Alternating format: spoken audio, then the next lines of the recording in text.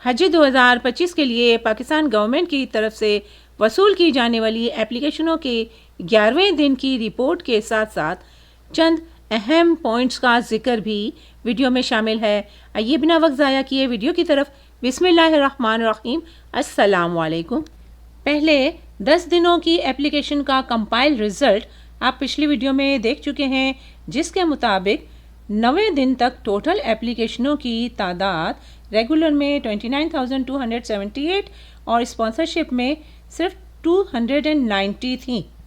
11 دن ہونے پر اب total regular scheme میں اپلیکیشنوں کی تعداد 34,249 ہو گئی، جبکہ اسپانسرشپ میں ٹوٹل اپلیکیشنوں کی تعداد 351 ہو گئی، اور ان دونوں کی ملا کر کل اپلیکیشنوں کی تعداد ہے 34,600۔ مزید ڈیٹا کمپائل ہو رہا ہے، انشاءاللہ نیکسٹ ویڈیو میں کمپائل ہسٹری بھی مل جائے گی۔ ڈرائیونگ کے دوران اپلوڈ نہیں ہو سکتی تھی، لہٰذا میں نے ابھی ویڈیو اپلوڈ کر دی شارٹ ہسٹری کے ساتھ۔ چند اہم پوائنٹس کو نوٹ کر لیجئے۔ حج درخواستوں کی وصولی کے لیے نامزد بینکوں کو ہفتہ اور اتوار 30 نومبر اور 1 دسمبر کو کھلے رکھنے کا فیصلہ۔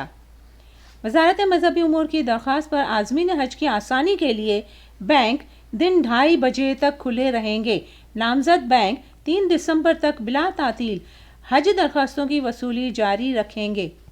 دوسری اہم بات، ریگولر حج اسکیم میں آن لائن اندراج اور رقم کی ترسیل گھر بیٹھے وزارت کے آن لائن پورٹل کے ذریعے کی جا سکتی ہے۔